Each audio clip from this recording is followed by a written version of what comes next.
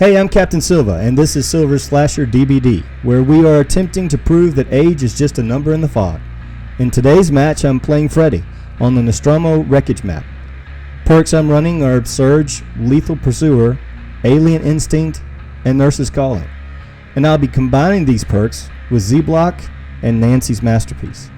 I'm joined today by my son, Dub, who is going to be critiquing my gameplay in an effort to help me get better. Dub, do you think it's possible to treat an old dog new tricks? Maybe, potentially, and quite possibly. That's what I would say, yes. I always love a vote of confidence there. Thank you, son. I appreciate that. Well, anyway, y'all check out Dub's channel in the video description below. He's got some pretty cool content there. And let's go ahead and get into the match. Alright, so Nostromo Wreckage, it's honestly a map that I personally go back and forth about on how tough it is for Killer. The good thing is that he had Lethal Pursuer, so he's able to identify where survivors are right off the bat. And luckily they aren't quite as aware, and he's able to start a chase like right at the beginning. Yeah, the other perks, so far all I'm doing is hitting things around me. That's okay. You get a hit here and somebody's already asleep. Now the thing is about Freddy is that whenever somebody is asleep, they will be oblivious. Now what oblivious means is that he's not necessarily has a suppressed terror radius, but that specific survivor cannot hear it.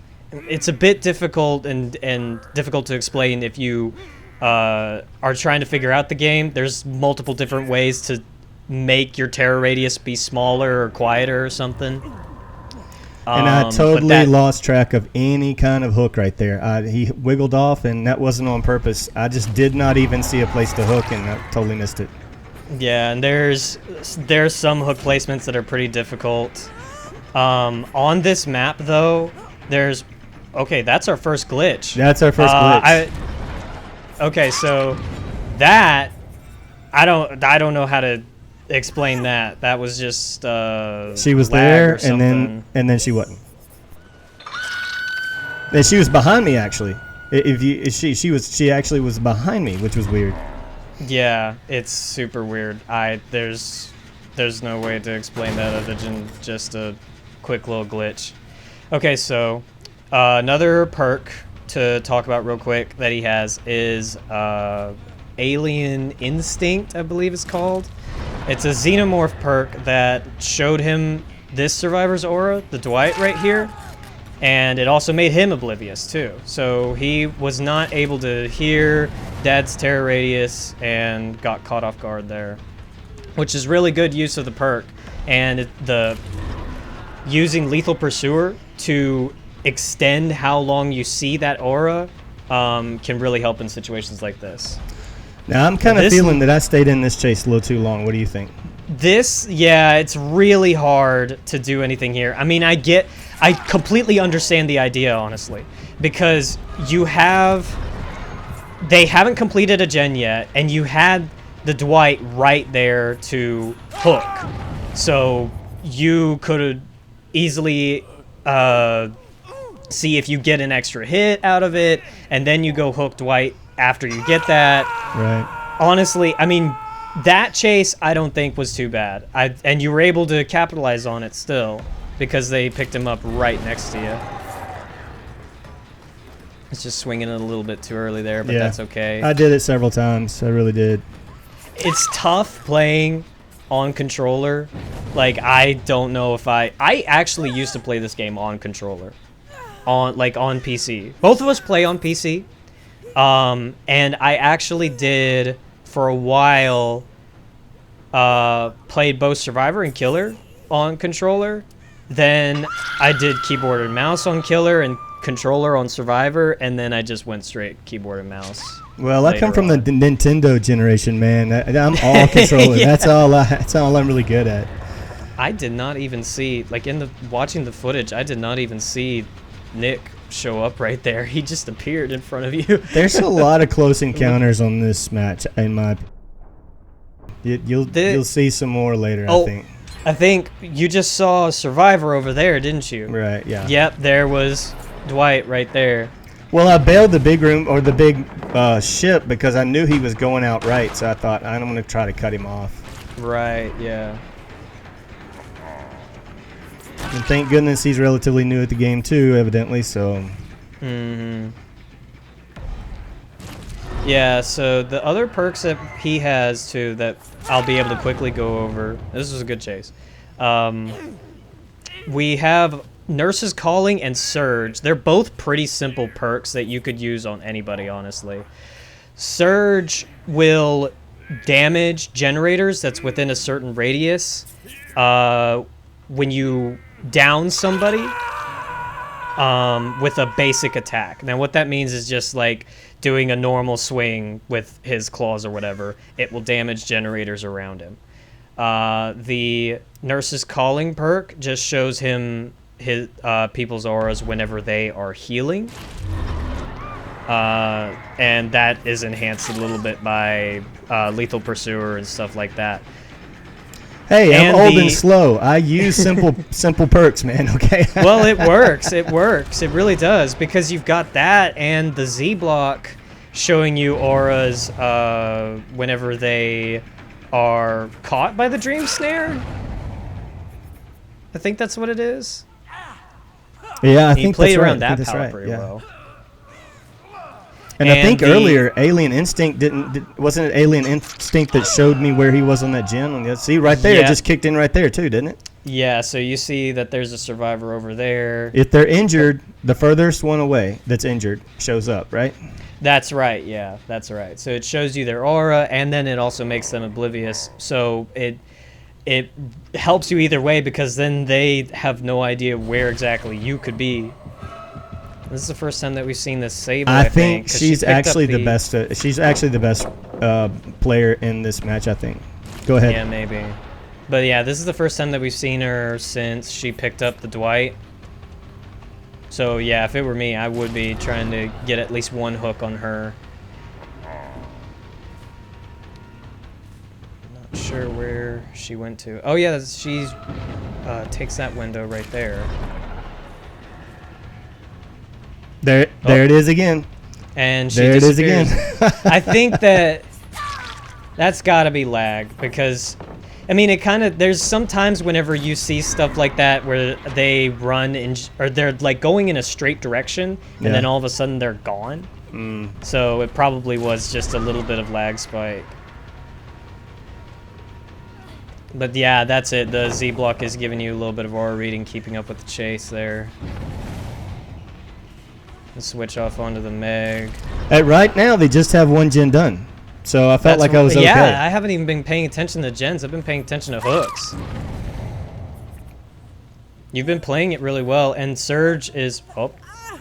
Yeah, that's definitely lag. Because there can be desyncs like that. If you ever notice that you're having a hard time picking somebody up, like if it freezes like that, that's a lag spike. And sometimes it can be... because of a specific player, or if you yourself is having internet issues. I've had it happen to me before. It's really weird. Nothing you can do about it, I guess. Huh? That's already one person that is down and out of the game with just one gen done. So I'm pretty sure. I got Dwight on the left, Sable on the right, and I don't know who to go for. So I thought, well, maybe I should down her. Yeah. But and Dwight was on Death Hook anyways, so I think that in this situation, if it were me, I would definitely be going for the Sable too. It's good to get this pallet out of the way as well, find another gen that they're working on. Because anytime that you find a gen that they start working on, just keep that in your memory. Because survivors have a tendency to go back on, they have a dedication to the gen that they start working on. Yes, they do. They really do. And then going back and checking on this one that had a lot of progress. It's not regressing right now, so you can kick it. But honestly, at this point, you're in a good place, because Dwight is dead on hook. the Nicolas Cage has been hooked once. Oh, we hear a survivor here. Oh, she's trying to wake up. So the other thing about Freddy 2 is that the little yellow ring around their portrait over there is showing that they've recently used a clock to wake up, and so they're immune to falling asleep again for a few seconds. So if you try, like, you can use the dream snares to try and put people to sleep faster, but if they have that yellow ring around them, around their little icon there, then it won't do any progress on it at all. Dwight runs straight into you. Yeah, right, the poor guy's probably new. Nick points at you? Is that what that was? I guess. I don't know. Got a little disoriented looking for him. But he still runs right into you. And he doesn't, like, turn around or anything. That's really weird behavior from him. But yeah, you can focus on him because he's asleep. It's still another pallet to get out of the way. Yeah, maybe I should have busted that. I mean, it's that pallet being out in the open like that, it can be an easy pallet to play around. So it's not like it's not one of those pallets that has a high priority for being broken. Well, they call it like there's some you have like the God pallet. You got to break that. Yeah, God pallets. That is just based on positioning and walls around it and stuff like that. But that is 2 people dead now, and you see their aura again. With so that's nurses. Is that perk. nurses? It's a little bit of nurses, maybe. I can't remember the range on nurses. Because she was on hook, so. But I think that there was a little bit of alien instinct there too. Okay. I'm still learning. That pallet, yeah, once she leaves that area, I would try to break it.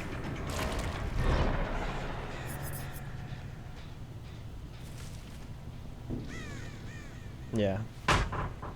Because that one can be kind of hard to play around. I've had difficulty there too.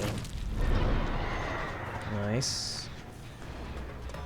It's anytime a dream snare passes through him, you can see the auras. Mm-hmm. Because he didn't necessarily get, like, caught by it. It's just as long as the dream snare passes through him, you can see him.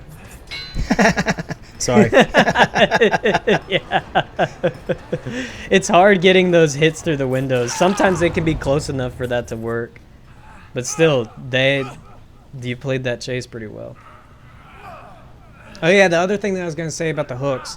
That one that is, like, right in the entrance of the ship back there with that round table that you were going around before. Yeah. That hook in that room is always in that spot. There are some hooks like that will always be there, and it's just a matter of playing certain maps, having experience with them, and you'll realize where some of them usually are. I've seen that hook that's in the middle of the map a few times too. And if I had paid attention and hooked Dwight that at the very beginning of the match, he'd already be out now, right? Yeah, that's true. That is true. So, checking these gens in here, there hasn't been any progress on that one, which is good. Because that's pretty far away. Don't know where the Sable went. We didn't see any scratch marks. But she is asleep now. There's a spot of lighting right there that makes it look like there's a hex right by those rocks or something. I think this is too much dead time. I think this is some mistake. And I'm just now setting the pallets. I should have done that a long time ago. They've changed how the pallets work a little bit. And they're kind of take more effort to actually use them and stuff. But I think that it was good still to at least put the pallets there while you were like, I don't know where anybody is. I don't know.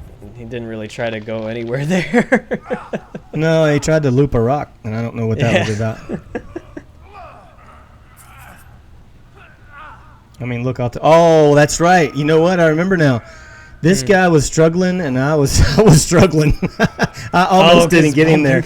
Yeah, it's close. I got to get better at that carrying the hook thing. Golly. Ooh.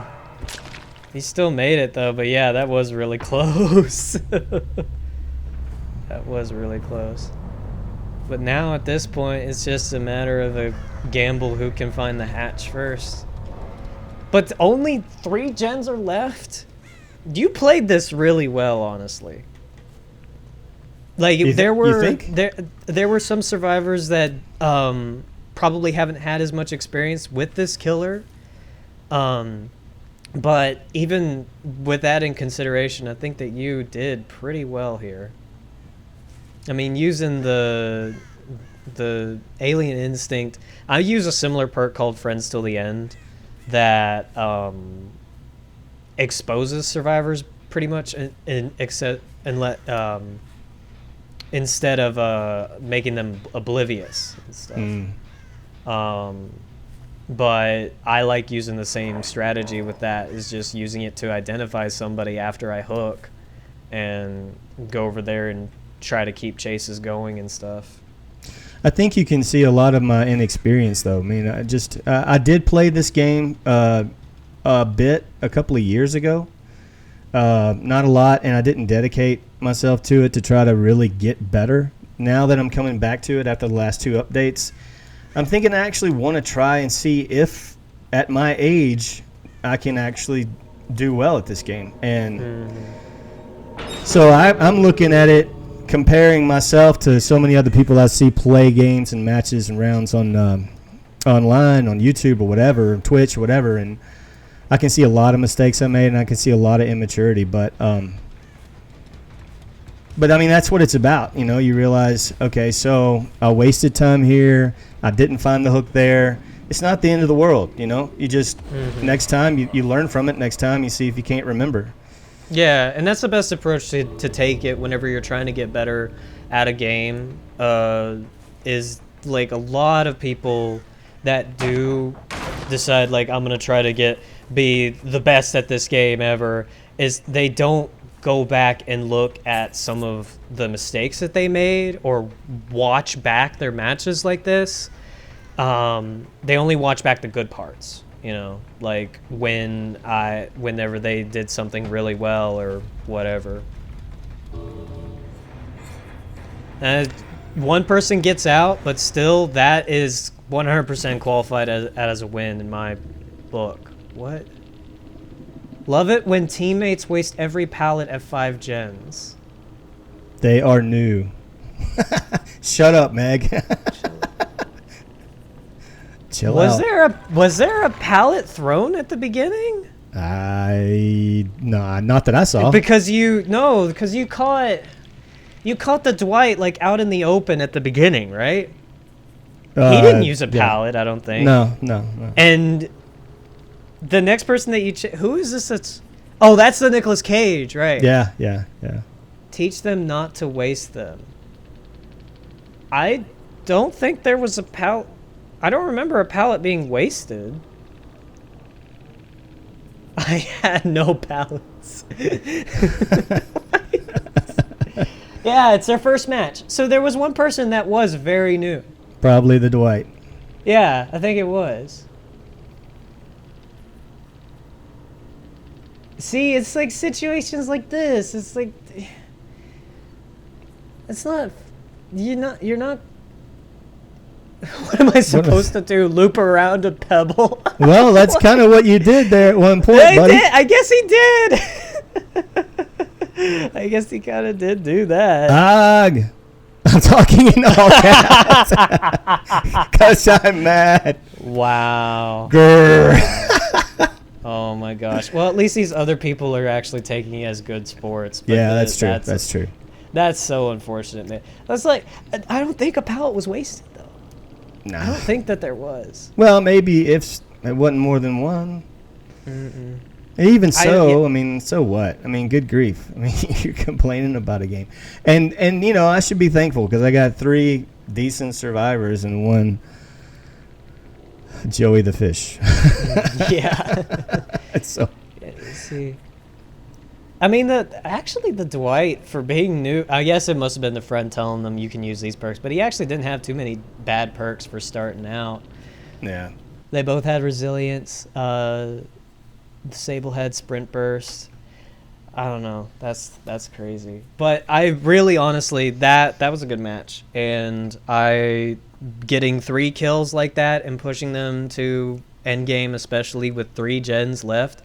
That's a win for you. Like as in like.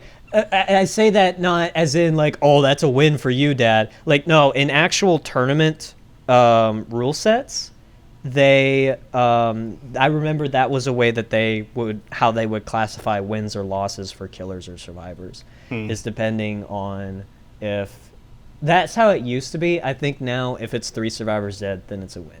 Or it may, I could be completely wrong. The thing is that I don't really follow Dead by Daylight competitively. I haven't participated in a tournament, or I haven't really watched a tournament either. But I just kind of play it casually, really. But that's kind of what I remember. So if somebody does know, please feel free to correct me or let me know, because I'm actually kind of curious. But yeah, I think that was a pretty good match, and I think that your perk choice on Nightmare is actually really good. Like, it's a pretty good build, and aura reading like that seems to be working really well at this point in the game. Yeah, I seem to do better with aura reading than I have been doing with other, I guess, strategies, that you can take in there. And I've actually done, I've kind of visited a couple of other live streams and asked the kind of question that, what do you prefer playing against as a survivor, an aura reading build or a gen blocking build? And about 75% of the time they say I'd rather play against gen blocking. I think aura reading build is more difficult. So, but that's just my experience. It doesn't mean that's the same across the board everywhere. But I've got a lot to learn, and I've got a lot of what they call muscle memory, and reaction time. I got to keep pacing my head about what's actually going in the game, the time frame of the game, and what could be going on at the other side of the map while I'm doing a chase. I know there's a lot of things I need to be thinking about, but I think that'll come in time. I'll take a 3 kill. I'll take a 2 kill. Heck, I'll take a 1 kill. The thing is I'm just having fun with it, and we thought that this would be an interesting way to present what this, I guess, my journey in trying to navigate this fog as a 50-year-old, and seeing my son that's half my age guide me through the process and coach me and teach me and critique me. So I appreciate y'all being along for the ride today. If you made it to the end, please hit that like button. And if you like this concept, please consider subscribing. There's plenty of room to do so, but that's gonna do it for us today. And we'll see you next time. Thank you. Thank you very much, guys. Y'all take care and have a good one.